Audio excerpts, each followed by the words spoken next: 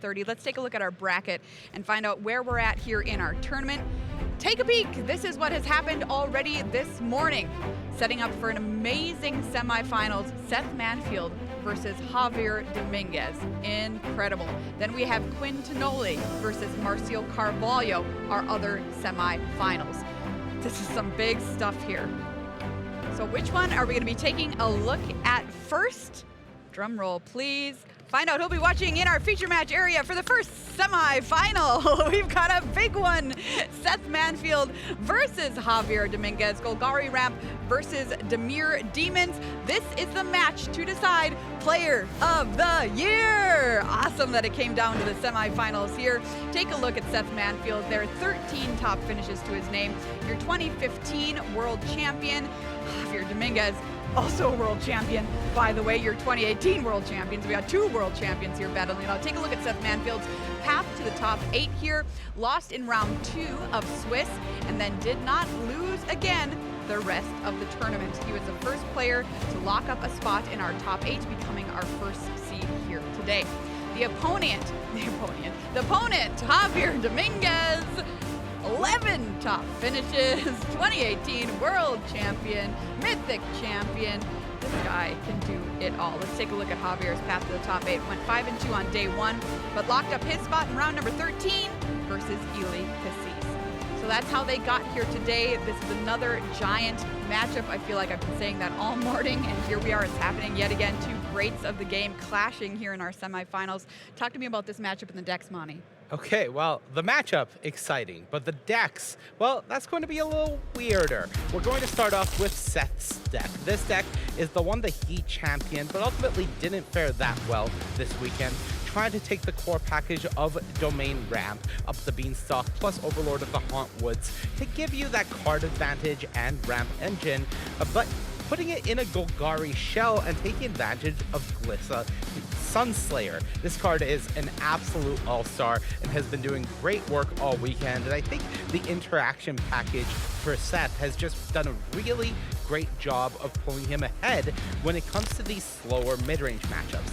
Now, on the other side, Javier's deck, Javier Domínguez, this is almost a slower mid-range deck. However, having the Demons package with that Unholy Annex that we've talked so much about this weekend, he really is able to never run out of cards. So you even see the Secklings and copies of Caustic Bronco, however painful it may be. But I think when it comes to this Golgari Ramp matchup, this is where the choice to not play straight up Dimir mid-range, but be Demons and have access to Jace plus the Doomsday Excruciator is what's going to really shine for Javier. All right, so which one of these players is going to win and also be our Player of the Year, Monty? I think that it's going to be close, but I'm going to pick Javier Domínguez to come out on top and be Player of the Year and the winner of this match into the finals. What about you, Cedric? Who do you like here? Oh, yeah, that is a tough question. I don't like picking against Seth Manfield. It's not a fun thing to do. If you do that a lot, you're going to lose a lot. He's already won a Pro Tour this year. First player to make it into day number 3 here this weekend in Las Vegas by getting to that number 10 win before anybody else did. I mean, and he also beat Kai. Come on, I'm taking Seth. Beat Kai today too? Yeah, I'm taking Seth. Okay. All right, all right. Seth doesn't lose on Sunday. Let's find out if that is indeed true. It's time to find out who our Player of the Year will be for this season. All right, everyone, take it away. Thank you, Maria. Welcome back to the booth. That's Paul Chion. I am Marshall Sutcliffe. Thank you so much for joining us for semifinal number 1 here from Las Vegas. And it doesn't get any bigger than this. Not only do we have 2 prior world champions, that's 2015 for Manfield, 2018 for Domínguez, playing it out, they're also actually playing for Player of the Year here, in addition to a seat in the finals of the World Championship. So stakes don't get any higher than this, of course. For our 2 players, they're also 2 of the best players in the world and of all time. Interesting to note here, Paul, especially for people that were with us for the quarterfinal match that you and I covered, you see the Golgari ramp deck that we watched Seth defeat Kai Bude with. There's Seth as he comes out to the feature match area as well. Same color pair. As you see Javier with that big smile on his face come out as well. Much different build Yes. This is Dimir Demons. This is not the Dimir mid-range deck that Kai Bude was piloting. Yeah, so a lot of the cards are similar in the sense that Javier is also playing a Dimir color combination with a bunch of interaction. But the difference is Javier actually has a combo in his deck, which makes a really big difference because historically Golgari does kind of struggle against two different things. Decks that try to go over the top, and then perhaps combo decks that can maybe try to dodge removal. And the thing is, if you have a Jace the Perfected Mind in play and then resolve a Doomsday Excruciator, it doesn't matter if they have a go for the throat for the Excruciator. You just activate the Jace and you mill them out. So if the games do go long and Up the Beanstalk doesn't maybe take over the game for Seth, I think Javier can try to be patient here and get that 1-2 punch together to be able to steal the game. Yeah, also another note, is that Javier Domínguez, his big threats dodge a lot of the removal that Seth Manfield brought. When we watched Seth play against Kai, his removal was live effectively all the time. Right. That's not going to be the case here. Archfiend of the Dross and the Excruciator, those do get around many of the removal spells that Seth brings to the table, the Anoints, Cut Down, that type of stuff. Yeah, all the cards that you kind of played to make sure that you have good game against the Gruul Prowess decks aren't as effective here. Now, Javier does have a handful of creatures in his deck, namely 4 Fairy Masterminds and 2 Broncos, so they don't get completely blanked, but still far fewer targets. However, Javier did happen to find a hand that has 3 of the 6 2-drops. I was going to say, he has half of them. Yeah. Seth had the Up the Beanstalk start that he likes to see. He now has the option to play Overlord of the Huntwoods, just deciding whether or not he wants to go for it here. He is going to go for it. It's going to trigger Up the Beanstalk. Does it resolve? Well, the thing is, he's got a cut down here for the Fairy Mastermind that he anticipated. So now, before the card draw, he's going to kill the Mastermind and get the combination here. This is the reason why Channel Fireball chose to play this deck. It's this powerful interaction here. Just Seth now has the mana advantage, the card advantage. That is a ridiculous start. Yeah, and this is exactly the kind of start you want in this particular matchup. Did you see the shrug from Domínguez? He's like, yeah, what am I going to do? And no other plays, really. He plays the Caustic Bronco now.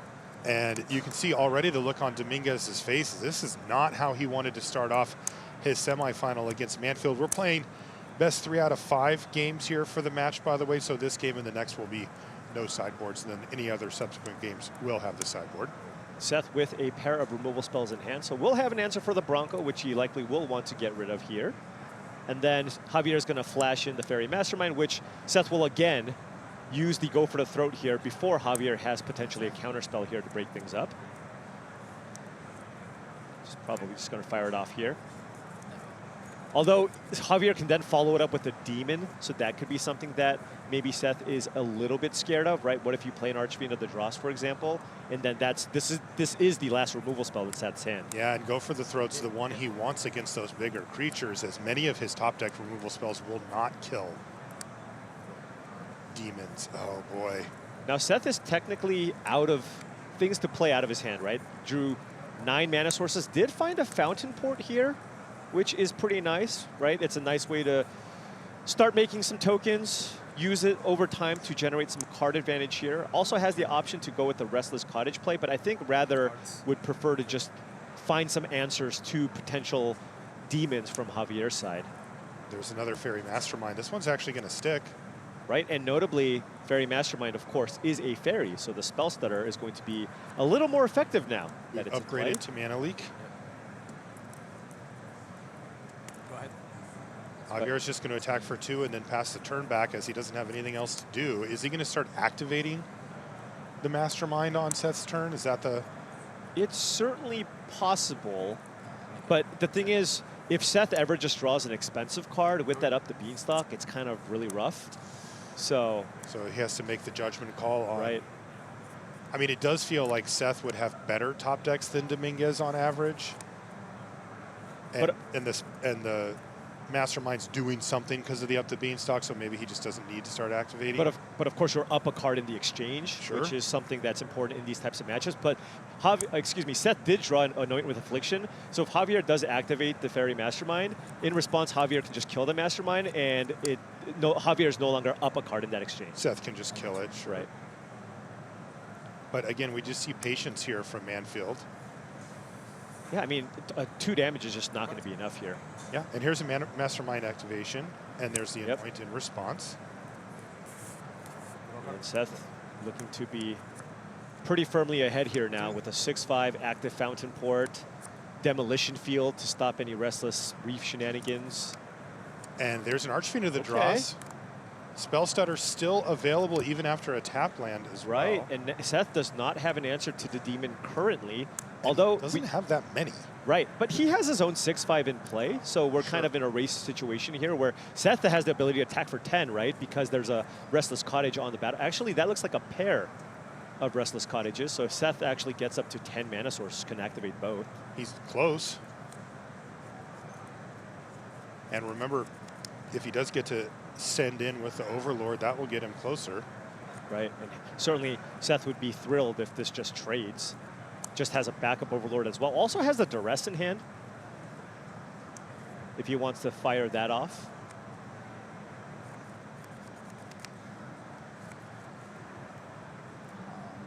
Yeah, but the Overlord's just, even if Javier is not even able, no, Javier, if Seth plays an untapped land, Javier won't be able to counter it, even with the Spell Stutter.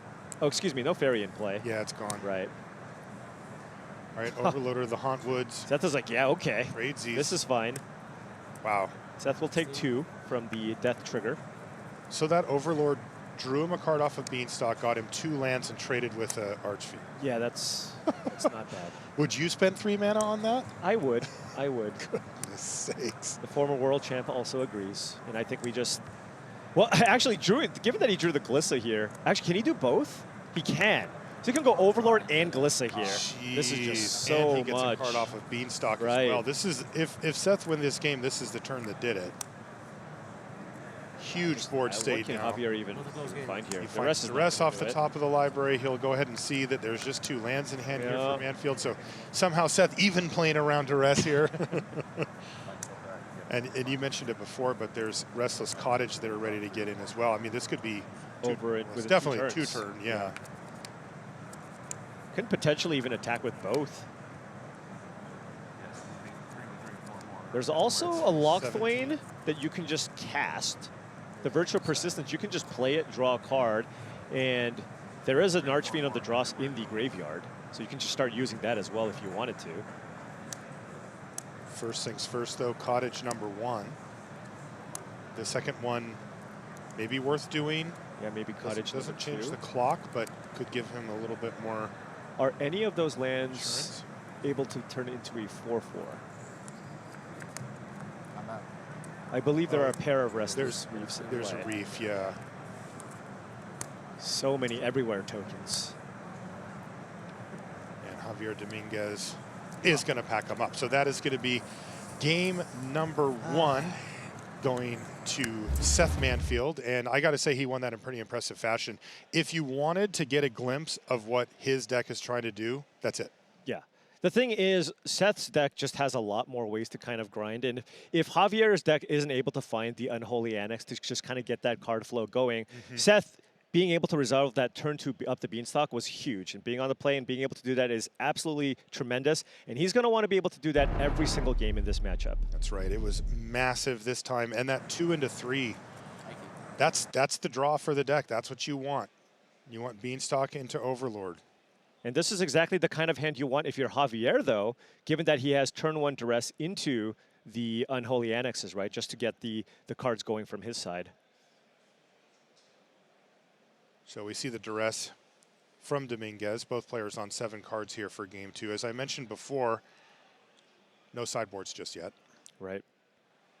And just a hand of removal spells here for Seth, along with a Harvester of Misery. Probably just taking the, I guess taking the instant speed removal. Could also take the Virtue, but not a ton of targets, right? And the Anoint actually kills demon tokens. So good to take the Anoint there. Land go here from Manfield. Same thing for Domínguez. Back over to Seth. Beanstalk would be a very, very good draw here if you could find it. Does find Overlord of the Hauntwoods just to kind of develop his mana, because Javier here is almost certainly just going to play an Unholy Annex turn 3. This is part of the deal for this deck. Right. You're willing to give up some life total early in the game. And Seth's deck isn't particularly aggressive. It's No. not a mid-range. It's not like the Golgari mid-range deck. It's almost like a Golgari control deck. So. Right. We call it Golgari ramp because it has those ramp elements, but really with the amount of removal that Seth's packing, plus Sweepers. inevitability, I like control if you were to shortcut it.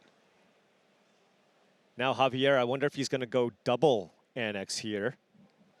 He will be able to string together a bunch of demons and, yeah, go in for the cards. Taking a lot of damage along the way. Wow, yeah, we've seen this before from Javier. This is a line of play that actually pops up somewhat frequently for the deck. It looks really scary, but if a demon stays on the battlefield, those unholy annexes start going the other direction. Your life total goes up, your opponent's life total goes down, and the game ends really, really quickly. Yeah, you get it all back. But you do have to get a demon to stay on the battlefield. I wonder if Seth is interested in just playing a Harvester of Misery here, just to put on a clock, right? Just to put on a clock, get an attack. He knows that Javier is going to be able to make a demon next turn, so he'll be able to drain Seth. But then on the following turn, Seth will be able to go Anoint with Affliction on your token and attack you for 6.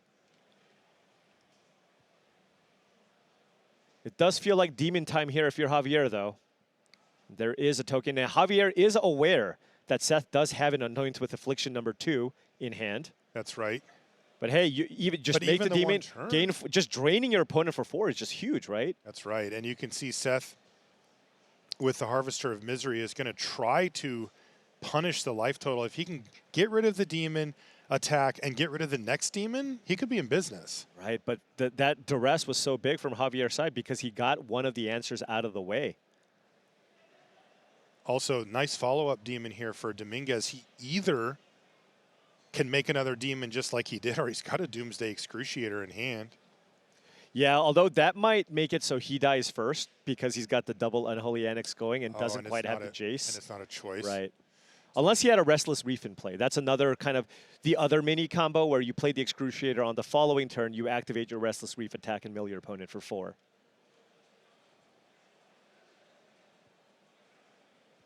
But given that Seth doesn't have a removal spell for the second demon here, things looking pretty good here for Javier, just drawing so many cards. Yeah, and as you mentioned, that drain, I mean, it's an 8-point life swing every turn. Yeah. Given that he did find a Go for the Throat, though, so maybe the other line here is to just take 4 again, keep a little more mana up, cast Go for the Throat, kill the Harvester, play a Fairy Mastermind. Maybe you find another removal spell even. Because he can't make a demon and cast Go for the Throat. Right. Okay, that's tough. He's going to have to discard a few cards here, too, possibly. Already looking at 7 cards. Yep.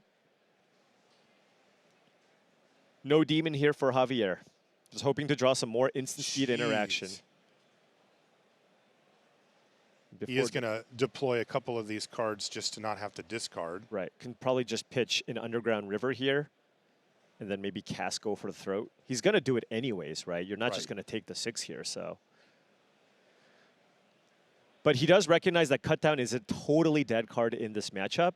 So just getting that, just discarding that and keeping, I guess, his options open just a little bit more. Domínguez at 9 life. Yeah, maybe this will incentivize Seth to activate the Cottage here and attack with both. And Javier did find a second. No, just has 1 Go for the Throat here. Okay. He has 1 Go for the Throat. He can also go for the Throat, kill the 6/5, and then play both Fairy Masterminds and double block. Oh, 5/4, excuse me. Oh, he's just going for the potential double block line here. And saving the Go for the Throat, maybe? Build your own Go for the Throat with double Fairy Mastermind? I suppose, but any instant speed removal, I guess it doesn't blow out Javier because he has a removal spell in response. In fact, it might even just be better for him. Right. Because I don't think he cares about the Fairy Mastermind at this point. Double block. That was nice. Right. Now, will Seth just run out the Virtual Persistence here, or is he just going to play Overlord? He's going to play Overlord, and he's going to get the other one on end step here, too. I imagine now you're probably going to want to fire this off just because your mana is a resource here. Definitely. Because cards are not going to be a problem here for Domínguez going forward. It's all about making sure that he's efficient with his mana. And he's drawing so many extra cards that he can just throw 2 creatures Right. in front of a menace creature and just say, sure, 2 for 1 me, don't worry about it. So no removal here for Seth means Javier will go up to 13, have a demon, Seth going down to 12, and has an extra little chump blocker here. Of course, Seth does have the removal spell for that one. For If the you can blocker. find maybe a go for the throat here for the demon, that would be great. Now, Seth has a lot of little creature removal, but in terms of just spot removal spells that specifically kill big things, not as much. Look at that, another go for the throat there for Domínguez. Big. Right now he's tapped out. He's got 3 lands, a Doomsday Excruciator, and go for the throat in his hand. Yeah, it feels to me that his only play here is maybe use the Virtue on the Bronco, get in for 6, see what Javier does. Javier can just take it. It's not like Seth's deck has a ton of reach. I wonder if he just takes it. Just to keep that demon in play. He does have the backup demon in hand, right, in the Excruciator. It's also a 2-turn clock. Right. With this kind of advantage, he's going to decide just to block, but it had to be close for him. Right, there. right. Okay. Ooh, see the the Virtue is in play. now. Jeez. Is there some good stuff? Oh, yeah, there's a ton of good stuff in the graveyard. Yeah. Although Javier did find another go for the throat, it seems, so does have the answers for the presumably Overlord. Yep, Is the he one does. that he's going to target here because it's just the biggest powered creature in play. But I will say, playing out the Excruciator with double Unholy Annex, you're kind of putting yourself on a clock. Definitely. If Seth finds the answer that he needs, it could go awry for him. And, oh, he played a Reef here. Ooh, tap land. Oh, is he just going to take more damage? It looks like it with the double go for the throat. Take a little more damage. You know, he might just be looking and saying, yeah, you can bring back a creature every turn, but I'm just going to kill it. Right? And he maybe just hoping he just draws the Jace. Right. You just cast both on the same turn. The only question mark with that line is just life total, right? Right. Just Javier has to be very, very careful. And Seth does have a Demolition Field in hand to kind of prevent getting decked by the Restless Reef that Javier played this turn. Is Javier at 9 or is he at 5? I believe he's at 9 because he gained life on the previous turn and he Okay. blocked with the 6/6 demon. Okay, he didn't take anything there. There's go for the throat to take out the cottage. Is he going to kill the Overlord as well? It's funny, they don't get finality counters or anything, so it You can just keep coming just back. keeps coming back. But Right. But you know, when you're drawing 3 cards a turn and you have all these answers, you may be able to just use them as tempo. It might be time for the demon now, right? You're at 9 life. See if you have a removal spell. Okay, run out the demon, but then you're going to go down to 4 cards after the Unholy Annex trigger. Draw 3 card. cards for the turn. You do have the Restless Reef, but Seth did play the Demolition Field. Oh, I see that. Javier really wanted to find a Jace.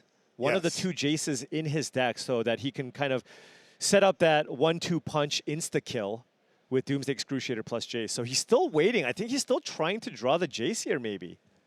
And he just says, I can deal with everything that Seth has put out thus far, and I'm drawing all these extra cards. Now Seth has to think, okay, is this a Fountain Port game or do I need to keep this Demolition Field up for the Reef so that I don't get milled out after Javier plays out the Excruciator? Is he going to proactively get the reef? No, he's going to No. get the fountain port. Okay, he is getting the Fountain Port, and I imagine Javier will likely make another chump blocker here. Although, actually, then Seth can go get the Harvester of Misery, right? Put that into play and just both tokens die. That's right. So maybe make a treasure token. Yeah, that makes more sense. Right. He's Because gonna then you just lose the there Bronco. anyway. Yeah. Right. So Javier going to go down to 5 here. Yep. And get 2 fresh cards. His hand doesn't do anything right now, but But he does have the mana currently in play, I believe, to be able to go Excruciator plus Jace. so if he can find it, If you can draw it he here. also There's could 2 in just the find deck, more answers. right? Or more demons to play because Right. he just needs to not. Right now, he needs to find some way to gain the life back now that he's down to 5. He has to be really, really careful. He doesn't want to take any damage at all. 5 and 4 is a big difference here. Yeah, this Virtue of Persistence doing a lot of work here. He did find 2 more removal spells. Okay. I imagine this time around, I feel like Harvester probably is a better play, just because you just get to kill the creature on the other side of the battlefield. And Javier's already down to 5 anyways. And it's a tough creature to block if got Javier menace. just happened to have drawn extra creatures. Exactly. Right. Seth certainly doesn't need more lands.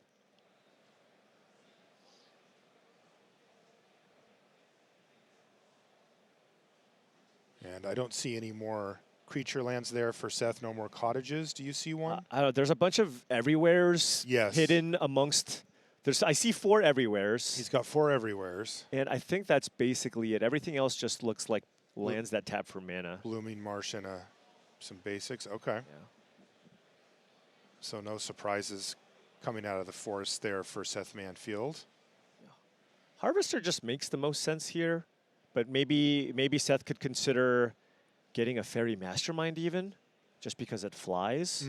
Bronco's not really attacking, right? With Javier at 5 life. Oh. Yeah, that is exactly what he got, and it's just going to get, well, actually exiled this time. Oh, and he has Everywheres in play. He could use that to draw cards if he wants. Oh, but that also gives Javier a card too. Right.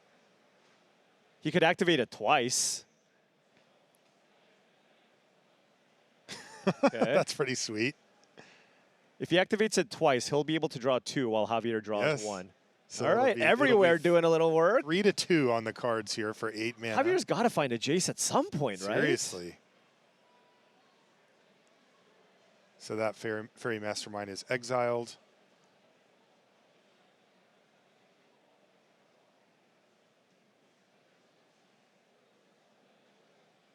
Oh, finds a Duress here.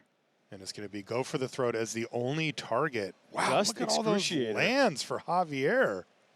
Just Excruciator. Now, Seth doesn't actually have a removal spell for the Reef, but I don't think Javier has the mana here to play Excruciator He doesn't. and activate the Reef, because that would require 11 lands in play. Another 2 mana, exactly.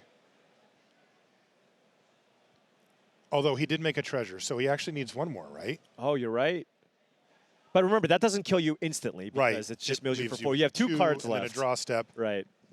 But you do get the life swing back in your favor if you're Javier to try to make it sure you don't. Right, and so you there's don't no just get creature. killed. There's no creature lands in play. You could play the Excruciator, saddle it up, right? You could saddle it up. Now Seth does have a cut down for the Bronco, but maybe this is the turn to finally go for it here. Javier just has all lands, and Seth knows about it, and he's at 5. And his draw step for the turn was another land. Right.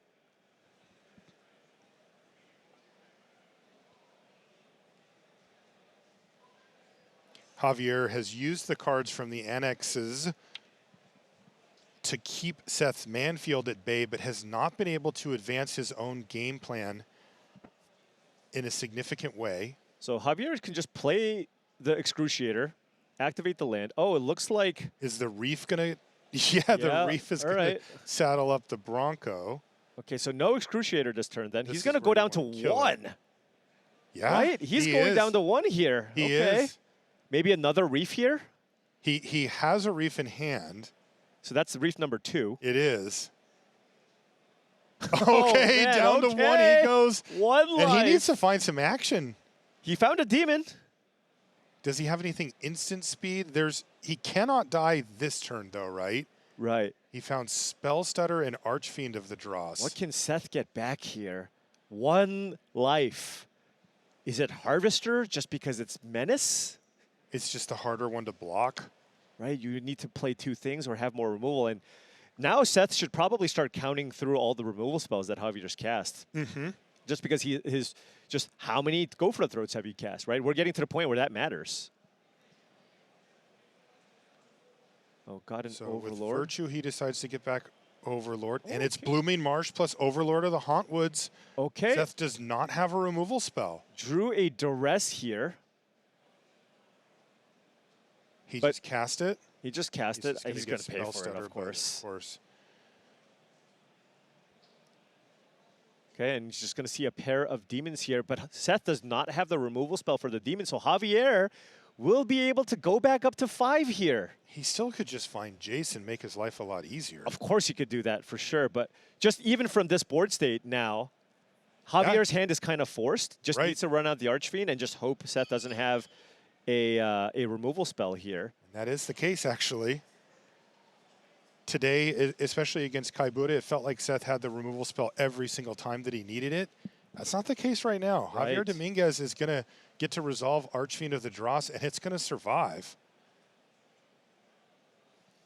Wow. Another Overlord. Are Now we going to run out of everywheres here? Nope, there's another. Oh, keep it going. Again, just Jace off the top would just end it here.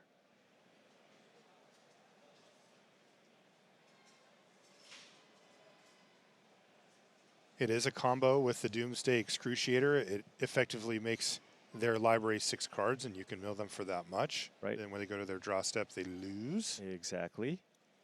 But no removal spells here. 2 lethal attackers. Javier will go up to 5 life and draw a couple of cards, but still the Overlords are both lethal attackers.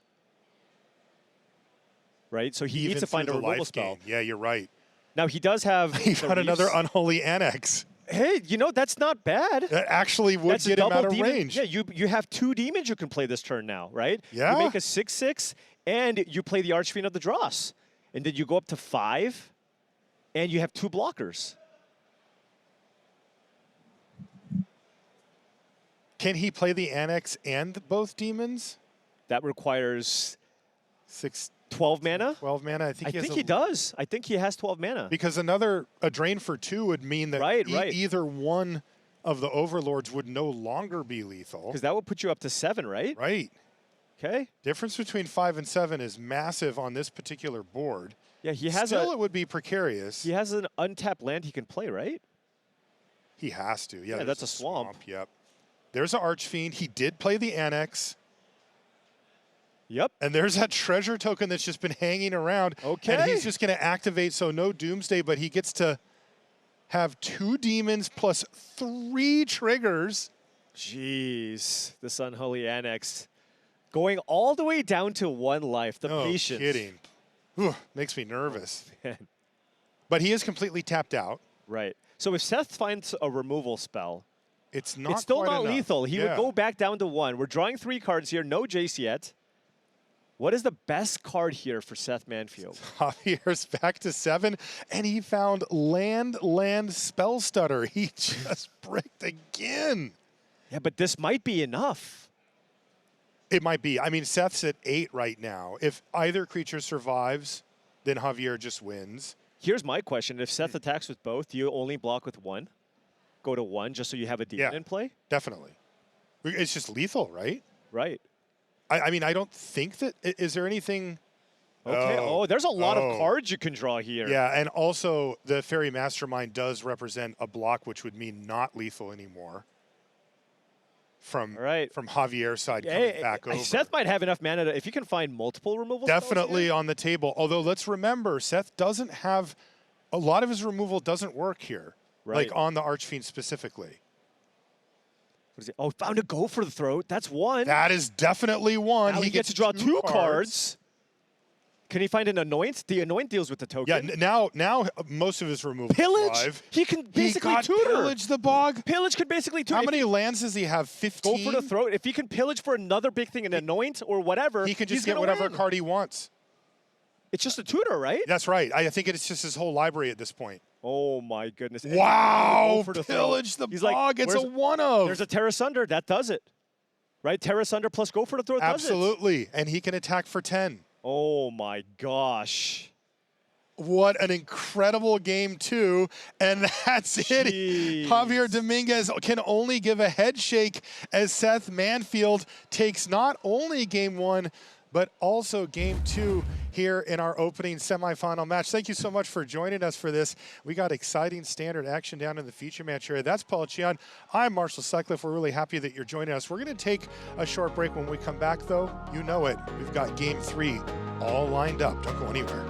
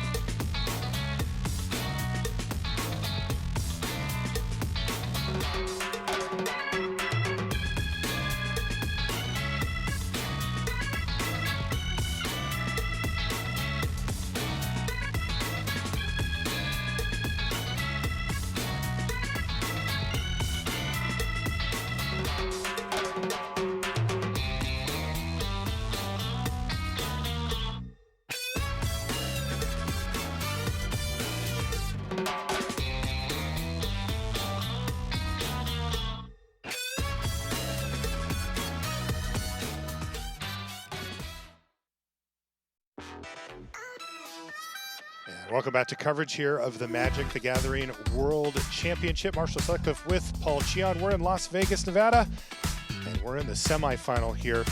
Paul, normally at the World Championship, this is already big enough. Right. You're playing for the finals. You know, you have a chance to mark your name in the history books of our game.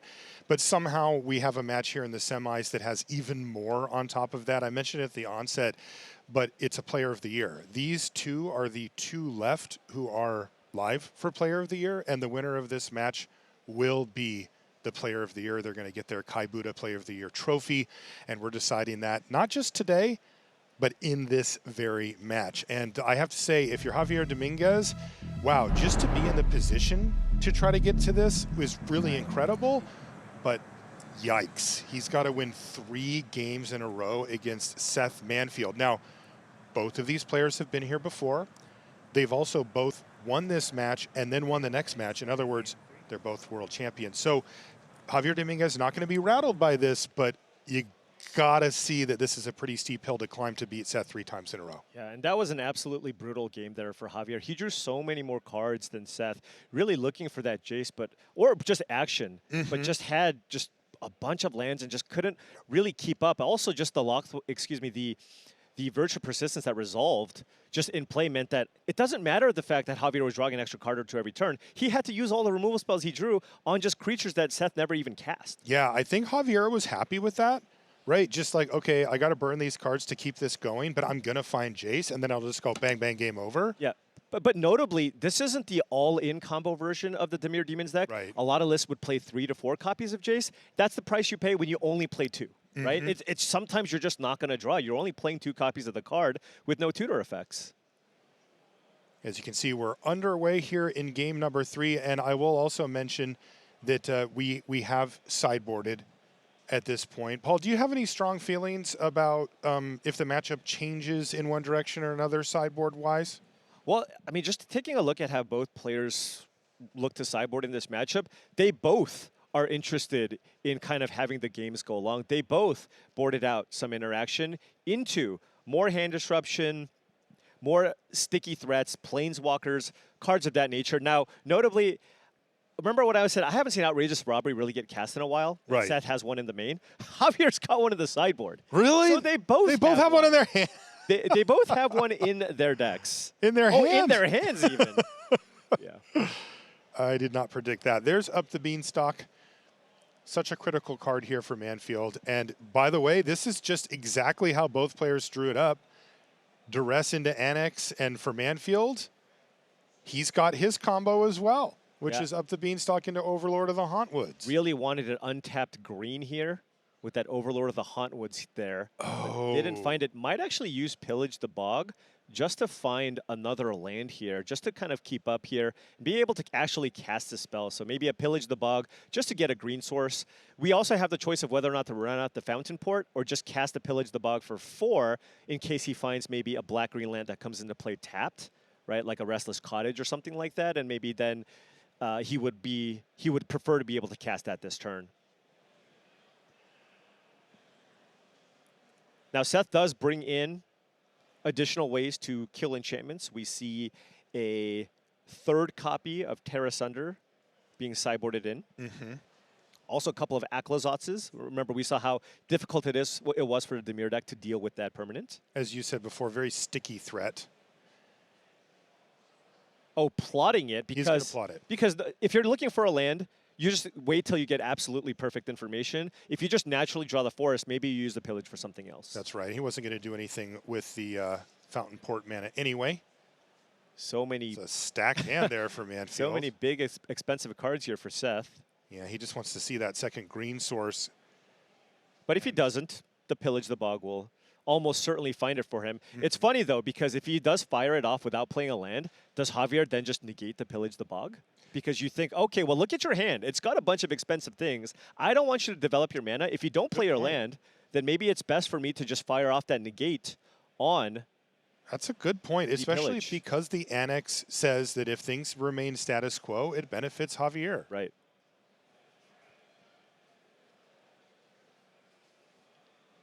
I would be very tempted to negate. Yeah, that's what's going to happen. Good call, Paul. The negate hits the pillage. Now, Seth did find a green source. It was just the green source that comes into play tapped. That's brutal. And Domínguez says, yeah, I've had that happen to me before, too. My turn? Yep. Back over to Javier. Can he start adding demons, threats? It's going to certainly try. Demon. Yep. Yeah. Was there an answer for Seth? Javier would know about it if there were, but maybe. Doesn't look like there was. So okay. If you don't, this thing can just win the game in two Totally. turns even. It slams so turns. hard. And this is where, like, he drew duress off the top of the library. That does not help. Right, and currently Seth just does not have an answer. He's going to try to ramp here, but even if he draws a card here, won't be able to immediately deal with the demon here. Right, Harvester of Misery is not going to do anything. The duress, fine, but it doesn't deal with the really pressing issue. Which is the demon. Right, 3, 4, he's got 5 mana right now, so Breach the Multiverse. Harvester's not the thing. Yeah, and Javier's got Aklazots? but Javier's got to shoot the sheriff for the Aklazots, and that might just be enough time to close the game out here. I mean, you're taking 8 damage a turn just with one card. That's right. And adding, look at this. Geez. This does reduce it to a 2-turn clock cleanly if everything goes according to plan. Right. The Reef's going to get woken up. This would be 10 plus another 2, and that means that the demon itself would be lethal next turn. Absolutely. And no point running out the Bronco when you know Seth also has a Harvester Misery in hand. Right. Very aggressive. Wow. Javier looking to right the ship here. He's down 2-0, playing for Player of the Year against Seth Manfield. And a land is not going to get it done. I mean, Seth's best play here is to just run out an Aklazots to chump block, but he knows about the shoot the sheriff. Right, and the creature land 2 would be lethal if it gets through for 4, and then the Annex finishes off Seth. Is this a robbery for one to try to hit go for the throat? Yes. Oh, wow. Yes, it is. Yeah? I mean, got to play to your outs, right? If anybody I think he missed. If anybody could hit go for the throat in this situation, it would be Seth Manfield. And it was Liliana of the Veil. Not good enough. Game 3 very quickly goes back to Javier. And Javier says, yeah, that's how I drew this matchup up. Interesting. Yeah, and Seth keeping a hand with a bunch of lands, but not the strongest hand here. Just to go for the throat and an outrageous robbery. But of course, both players kind of sideboarding into more of a controlling matchup. So a bunch of lands is not the worst. But that hand stinks. It's got the mortuary, Marshall. It could be anything. Okay, I'll believe you. Maybe there's an up the beanstalk on top. Because it looks like he's going to lose a go for the throat here and be left with just nothing. Right, and Javier has the ability to play the Fairy Mastermind here turn 2, unless he's more interested in getting Liliana going. Because, of course, if you want to guarantee playing the Liliana, you need to play the Restless Reef next turn. And I was wrong. He did not take go for the throat. He's ready for... Oh, there is a up to beanstalk on top. Okay, you just know everything, Paul. What? The mortuary. I told you it could be anything. I get it. Oh, into Overlord of the No Heart? way. Are you kidding me? Are you serious, No Seth? shot. No shot. Why did I even bother saying He his didn't hand have wasn't any... good? What is his hand? His and hand now is he's awesome, got Childred. Marshall. This hand is amazing. Seth, please. He kept the 5-lander with a go for the throat and outrageous robbery, and now it just looks like he's got the perfect hand. That's incredible stuff. Hey, this is the time to do it, Seth. Now, Javier also has a good hand.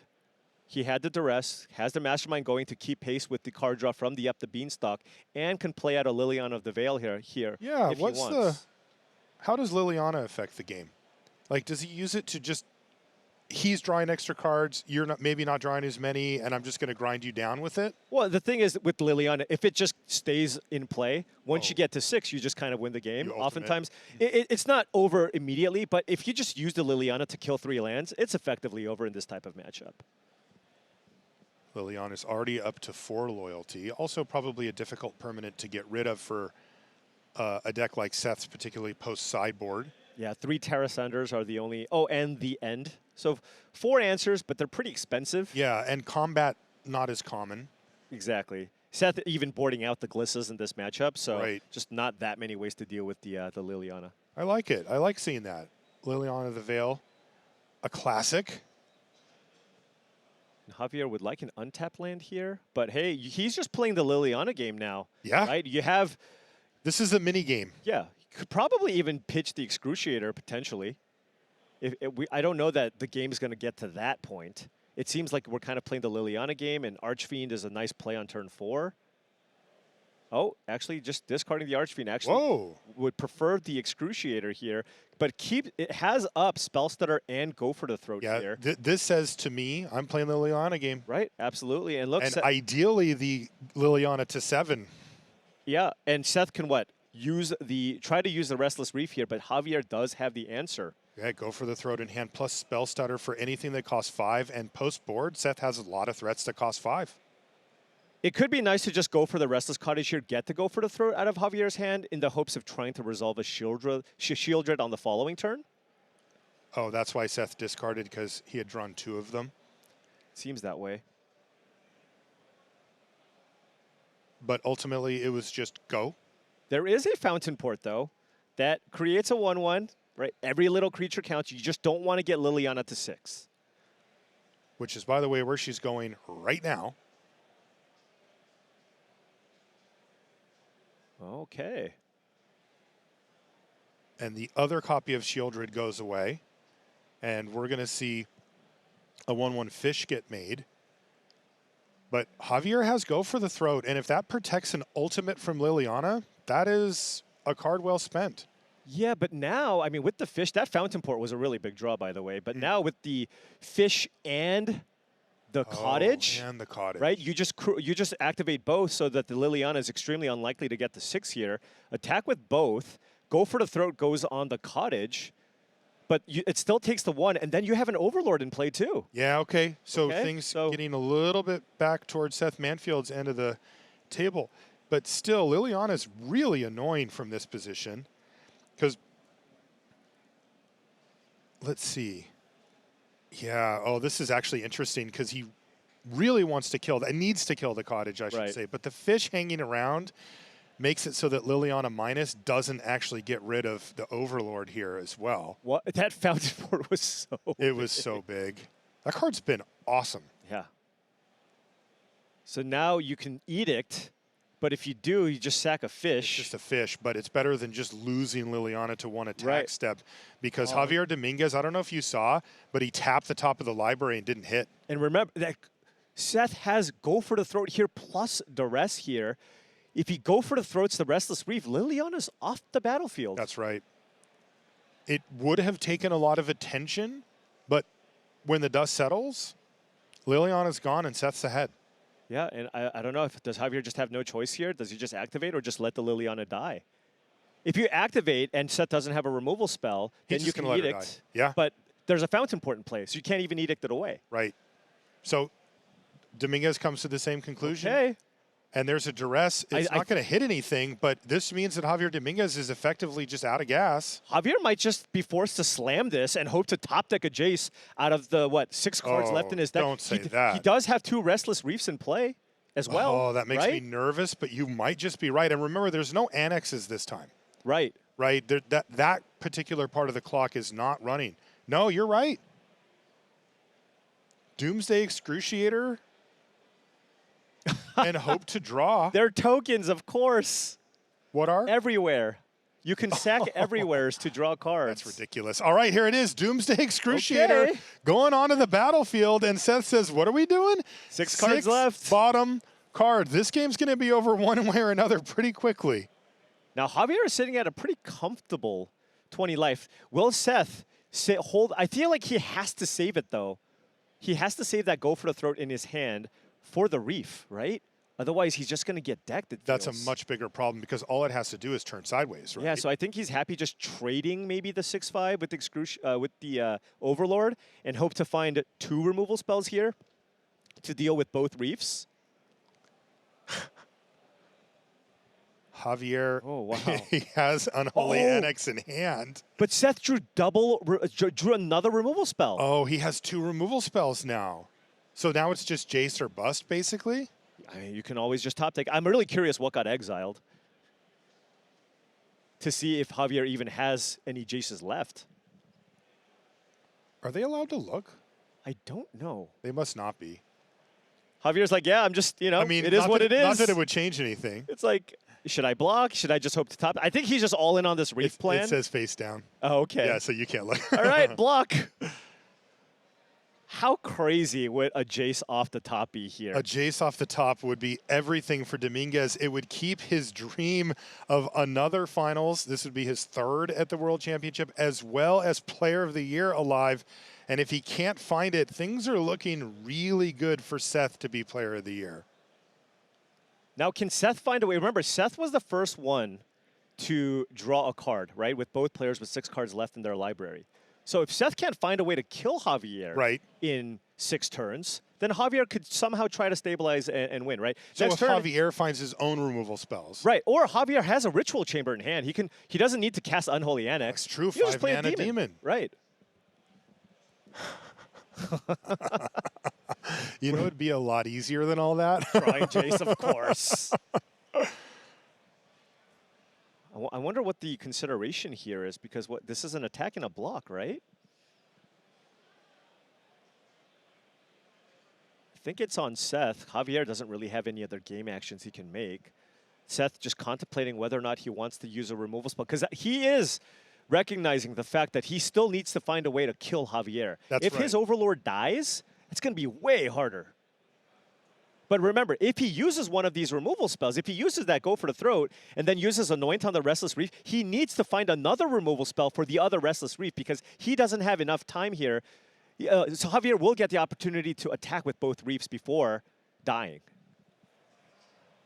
Javier does go to... He did go for the removal spell. Okay. Not exactly how he wanted to line it up, but perhaps Javier Domínguez can just get the bailout plan. He has 2 Jaces in the main, 1 on the board, which he did bring in. That's not a Jace. Go for the throat, though. That's a Go for the Throat. Yes. He's just going for it here, though. Seth does have the removal spell, but doesn't have another one. And he can still go for the throat here as well. Right. Yes. So this is the backup plan. That top deck from Javier means that there's not a clock on him now at this point. Is this just a Reef for the win now because Seth used the removal spell? Doesn't find one. Yeah. If Javier activates this, he's going to win. Yeah, he is going to win. There's only 4 cards left for Manfield, so all he has to do is get the Reef rolling.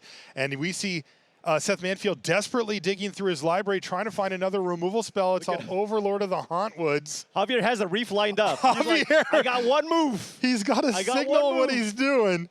He says, I'm going for it. Good luck to you, Seth. If you find what you need, then you can find what you need, but I'm going for it. Oh, and he's drawing another card. Remember, though, Seth also needs to kill him. Yes. He's drawing cards. He only has like 2 cards left in his deck. Yeah, he's got 3 cards in library currently. Okay. No way he can get out of this. Wow. Just casting the Excruciator. Doomsday Excruciator. Just cast Incredible. Draw a card. Drawing cards is... Okay. Javier's like, this land is going to attack. But Seth can't kill Javier in 2 turns. Right, it doesn't matter, this is I don't over. think. Yeah, absolutely. Did he draw Jace anyway?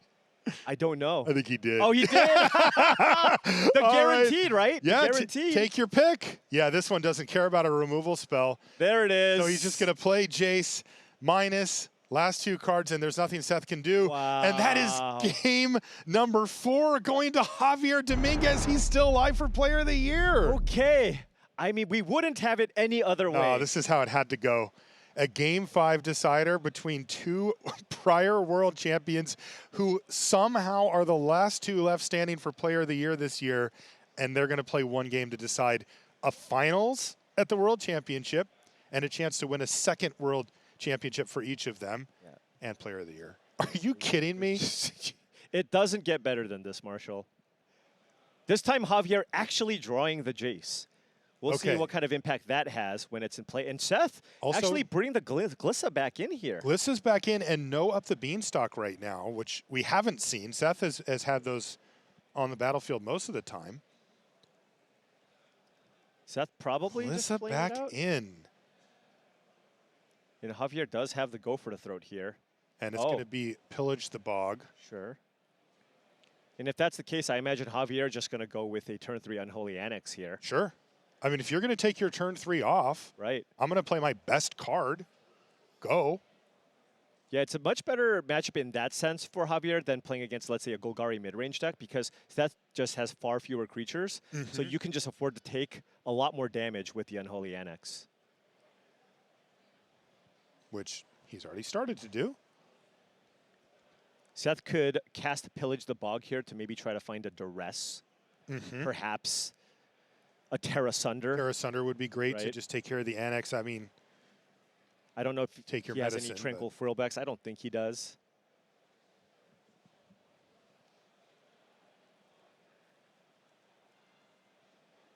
All right. So land first so that he gets to look at 8 cards here. And he can pick one, and then the rest go on the bottom. As we saw, a late game Pillage the Bog was his whole deck. Yep. He had like 15 lands. Interesting that Seth actually played a tap land there. He has a land or waste in hand. Let's say he found something like a Duress. Could have done that plus Glissa. Yeah. But it looks like just found a Terra Sunder. Probably going to fire that off. Good idea. Still down a card in the exchange, though. You're right. That's what I was going to say. He has to take his medicine on it, but it's better than the alternative. Right. But look at Javier's hand is just loaded here with value. Look at this. Double Jace. Another Unholy Annex. Outrageous Robbery. Just the perfect hand for this type of matchup. Like 10 minutes ago, Javier Domínguez was down 2-0. And had to play a Desperation Excruciator to try to win the game. Game 3 was not close. Javier won that one real quick. Right. But now Javier is the one with all the card advantage engines. No Beanstalk here for Seth. Nope. And Javier's got Unholy Annex number 2 and number 3 in his hand. He has the answer for a potential card draw engine with Glissa there. It's like it feels like there's no bad option here for Javier. Anything is pretty strong. You can just play another Unholy Annex, although then you start, it gets a little bit dicey here. Right. But if you do, then you can also play Fairy Mastermind, right? So that's a double spell turn. He has Go for the Throat also. Okay, playing a Jace here instead. Oh, okay. And that matches up super well against a Glissa here. And by doing this, you know, Seth could obviously be tempted here to attack with the Cottage, but Javier simply does not do this unless he doesn't have a Go for the Throat in his hand. Right. He would And do Seth anything else. Seth is going to be considering that. Right. I mean, what a win for Domínguez if Seth just fires up the Cottage and he gets to Go for the Throat. It's disaster for Manfield. So Seth did find an Aclazotz. I imagine he's going to try to just run that out, and even if that gets Go for the Throated. Now, right now, he's in no position to actually return it because a player has to have one or less cards in hand for you Right. to actually be able to flip it back. But still, it's just a card that at some point threatens to come back for some damage. And Jace is one of the reasons why Glissa's not particularly good in this matchup. Right. Because it just keeps it at bay. And it's the third copy of Jace as well for Domínguez. He's going to use Go for the Throat on Aklazats. It does ramp Seth. Little ramp, though, yeah. 1 mana away from Breach the Multiverse. Right. The bad news for Seth is that, you know, if he does get to the point of bringing back Aklazats, which he's kind of heading in that direction, it means he's not drawing any cards. Like, he's just emptying out his hand, and he really does need to Javier is keep it rolling. Javier's looking incredible right now. Active Jace, shutting down the Glissa. 2 Unholy Annexes, draining Seth for 2 a turn, until the next turn if he does unlock the other Unholy Annex. Right. So just so many things for Seth to deal with. Now, he does have a Go for the Throat for the Demon. Does have the Cottage. He can go for the Throat if he has an untapped land, activate the Cottage, bring the Jace down to 1. Still not enough to kill it, though. Could feel the weight on Seth's shoulders. He was up 2-0, and now he's looking at a lot of action. He does not have the ability to manage the board currently. All he can do is kill the Demon, but he knows he's going to fall way behind those annexes, and he doesn't have answers for them. Right. Doesn't even he doesn't have an answer. There's 4 problematic permanents in play. Exactly. He has an answer for the creature. Right. But the other ones are the ones that's gaining the cards every turn. He's going to get buried in card advantage if he can't find either his own card advantage to compete or some other way to get out of it. He's going to get a food here, I imagine. He gets a food, he gets to exile a thing, and he does knock Jace down to just 1 loyalty, but as long as Jace is there, Glissa's doing nothing. Javier does have the ability to make yet another demon here. Could also go Archfiend of the Dross. Does he have an untapped land? Doesn't look like it. It looks like a Restless Reef here, so maybe just make another 6. Oh, gosh. Wow, and it's actually another He drew demon. all 4. Yeah. Whoa. Now, Seth does have another Go for the Throat. He can also play a Breach here, right? Yes. 7 mana, so maybe... Is that the way out? This is the window. When Javier is tapped out, maybe you just go for the Breach here and try to win that way. It seems like the best opportunity here to just resolve one of your most impactful sideboard cards, but just wants to get Jace off the battlefield here. Okay. But Javier's drawing, what, at least 1 card a turn, possibly even more. He's just going to win off of sheer card advantage. Right. He will overwhelm Seth at some point here.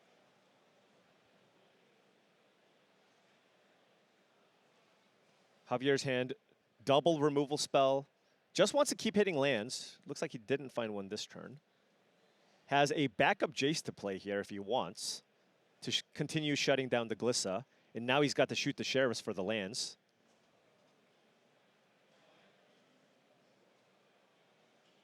Is this going to be a full price Jace? No. Archfiend of the Dross. Yep. But every time he gets to do this, he gets the triggers. Right. And shoot the Sheriff.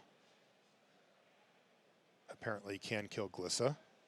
Yeah, there's actually a pretty fun interaction there, Glissa between the Archfiend of the Dross.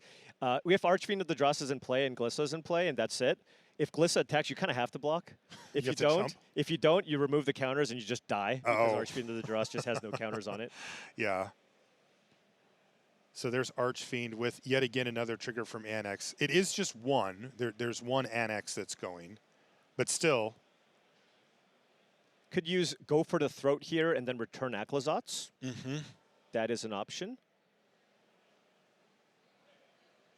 I wonder if Seth is holding that Breach and hoping that Javier just runs out an Excruciator. I was thinking that too. But like, there's just no way Javier does that. He doesn't have to. He doesn't have to. Also, it's funny. Look at his mana. He's got 2 fountain boards. Like, that isn't happening for bare minimum 2 turns. Exactly. And that's if Javier ever decided to step into that. So it's got to be weird. I was thinking about that from Seth's perspective of just going like, is there a hope for that? And it's like, not, he can't even do it if he wanted to. Yeah, he's just going for it here. Yeah, so he's just going to go. All right. Breach the Multiverse. Each player is going to mill 10. You can get a creature or planeswalker from their graveyard. What are the best Seth cards? gets them. There's an Excruciator. There's a Planeswalker. Liliana's pretty nice on this board. What did he find on his side? It looks like a ton of lands. It's also from the graveyard. Okay, sure. You It's can get back. not just the milled cards. You can get back the Glissa here. Mm-hmm. What about on Javier's side? I mean, the Liliana is You get something that spotted lets you removal spell. right. It lets you kill the Archfiend and have a permanent in play that affects the board. And Jace is also an option, right? There is a Jace. Yeah. But Javier, I don't know if that assume matters. Right. But you can't. The unfortunate thing is you can't take 2 cards out of your opponent's graveyard. Mm-hmm. So you can't go take Jace, Excruciator, and just kill your opponent. Yeah, that would have been a combo. Okay, so it is going to be Liliana of the Veil there for Seth Manfield, and he's also going to get back Glissa. Maybe we have a game here? I don't know. It might be too little, too late. This was a very good turn here for Seth, but Javier has drawn so many extra cards than Seth Manfield. And that kind of shows you the position that Javier's in. I mean, Seth just resolved a 7-mana, it's supposed to be a game ender. Right. And we're still playing. Yeah, Unholy Annex has just been amazing. Just all weekend. Such a powerful card here. Look at that. 7 spells in hand for Domínguez right now versus 1. Yeah, not really concerned about the Glissa. Or the Liliana. Or the Liliana. Plenty of cards. Extremely far away from getting it to 6. What is the concern? Just continuing to There's an every Aclazotz. once in a while put a demon on the battlefield. Yeah, there is an Aclazotz in the graveyard that could be relevant if Javier doesn't. If Javier uses the removal spell on the Glissa, maybe the Aclazotz has some impact here. But of course, we also know that Javier has Jace the Perfected Mind in hand here. And he has so many cards here, he just kind of main phase firing off spells here, so he doesn't have to discard. Right. How do you rate the game right now? I think Javier is a massive favorite. Okay. That's what I was thinking, but like it's a little tricky. Seth has more mana. He's got a Liliana in play. He's got some creature land, so I could see why you would think that Seth is the favorite here. But just the Unholy Annexes are just giving Javier so much value over time. Yeah. And I mean, look at his hand. He's got the negate. He's got the instant speed removal spells. He can flash in a couple of creatures. He just has so many good options available here. Jeez, look at that hand. It is loaded. He even has his outrageous robbery.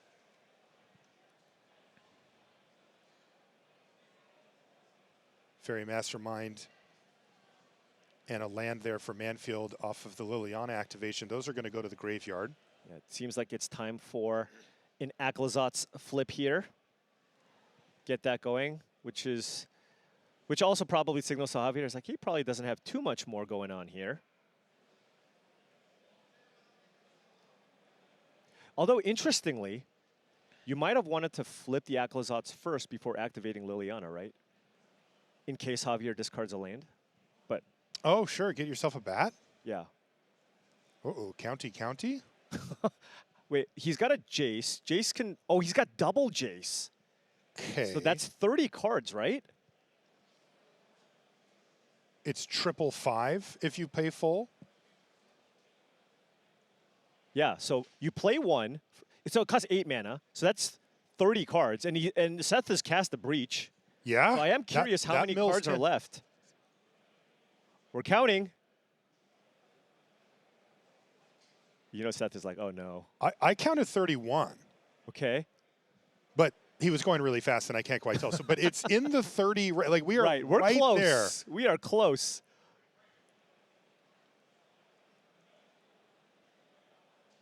I guess that Javier's asking for like an official count. If it's 30, the game is over. It might just be 30. Oh! It might just be actually 30. And he's got double Jace, activate both of them, and that would be milling the entire library of Seth Manfield. 15 and 15. Are you kidding me? Oh this is my how gosh. this match ends. 5, 10, 15, 5, 10, 15. Oh, There's it's 31. one card There's one left. card It was left. 31, but he can't win the game in Seth one has turn. no way to win in one turn here. No way to win this match in one turn. Javier Domínguez has come back from 2 games to 0 with everything on the line at the season level, at the career level, and at the tournament level, and he is going to pick up a win against Seth Manfield in the, look at Seth, he can't believe it. He cannot believe it. He was ahead in a previous game. Javier was able to come back with that desperation excruciator, which was enough for him to steal game 4. And now running the reverse sweep, winning player of the year after taking this down. I can't believe and a what we're chance seeing. to be a 2-time world champion. I just can't believe what we're seeing here. And you know what else? Seth can't either. He draws his card. It's the last card in his library. If he, at any point from now till the end of the game, has to draw a card and can't, it's over. Is there an elixir of immortality? Is that card even legal? You're digging deep now. You know, I don't know. Seth is a brew. Seth is looking over his options. Is there any possible way? I'll do the live, then draw the card. What's that? I didn't draw the card, I think. Okay, I lose the live, then draw the card. Yes, Judge. He did mark the minus I 2 didn't life, draw the but I card. don't think he drew it. We have a situation where you've incorrectly. I think he's conceding, like, Short, Judge. We'll let Seth play it out. Javier knows there is nothing Seth can do here Right. to steal this game at this point. He has no cards left in library. Seth doing what he should do here, which is go over every possible option. Just cannot find 14 damage. At most, you can get in for 8 here with the Cottage and the Applesauce. He pluses Liliana. He has no library whatsoever. None. That's 12. Two damage short, actually. Yeah, he was so close. Javier just needs to remember to make a demon here. He has to have a demon. He has to have a demon, or the Unholy Annex will kill him. That's right. So this is one of those. There, make a demon, he said, and Seth Manfield extends the hand, and we have our player of the year, Javier Domínguez, comes back from 0 games to 2 against Seth Manfield, claims player of the year, and now he's got to take a big, deep breath because he's got a world championship final to play. What an absolutely incredible comeback here for Javier Domínguez. Down 0-2 against the previous world champion, one of the best players in the entire field in Seth Manfield, who already dispatched Kai in the previous round, winning 3 games in a row, locking up player of the year, now has a shot at having his face on 2 Magic the Gathering cards. This is unbelievable. Look how excited he is. That's what you earned, Javier. Big hugs for the team. They know what he's capable of. We know what he's capable of, and all he does is prove it to us over and over and over again. It looked so bad for Javier, again, especially against a player of Manfield's caliber. It's just so hard to rattle off 3 games in a row in a matchup like this where it's deep. There's a lot of interactions. The games last for a really long time. Seth really excels at these type of games. Obviously, Javier does as well. But you got to win 3 in a row. That's extraordinarily difficult. So hard, especially with the way those players sideboarded. It effectively, I think, just came down to, it kind of turned into a 50-50 matchup after sideboard, but you're down 2 games. You basically have to win 3 coin flips in a row against Seth Manfield. Yeah, it's extremely difficult. All right, well, we get to hear a word from our new player of the year. He's with Cedric Phillips right now. My guy's got a flair for the dramatic, don't you, Javi? You can't make it easy. You always got to make it exciting and fun for us here and for the viewers at home. Yeah, I mean, I definitely thought I was not going to make it. You know, 0-2 down against Seth. Also, the game he went like surveilly, being stuck on top, and then overall I was like, these days, some days, this is not meant to be, that's fine. But some minutes later, I don't know how many minutes, maybe a bunch of minutes, I don't know, I was there with 2 aces. I think this is a win or a big throw, who knows, but I think this is a win, so just gonna go for it. And you know, we did one of these interviews earlier this weekend when I was asking about your constructor deck, and you're like, I'm not so sure, I'm pretty sure it's good, but I'm not positive. I think it's okay. I think it's okay. Well, we have very well this match. Like Jace had been pretty bad this weekend, not this match. So, first of all, I get to say this. Hey, Player of the Year. Hey, how are you doing? 2024 Player of the Year. Thanks. I don't know yet. Like, I will process in some days now. I still don't know, and I still have a very important match to play, right? So that's the big one. There is a very important match to play. We're going to figure out who your opponent is soon, but now you are in the finals of another World Championship. You, of course, have won one before. Player of the Year now. What would a second World Championship mean? I don't know yet. Probably one more tournament. Like, it's a special tournament, but also it's one more tournament. So I want to take it easy now, just focus on the game, and I will know afterwards, not now. Well, we'll let you take a breath or two. This is our Player of the Year. Boy, is he a blast to watch. We get to do it one more time. See if he can win the World Championship here in Las Vegas.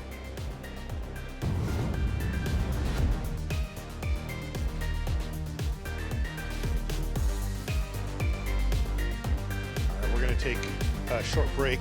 Take a look at your Player of the Year there on the way out. We still got another match to bring you before the finals. We're going to be setting up for that at the news desk right after this.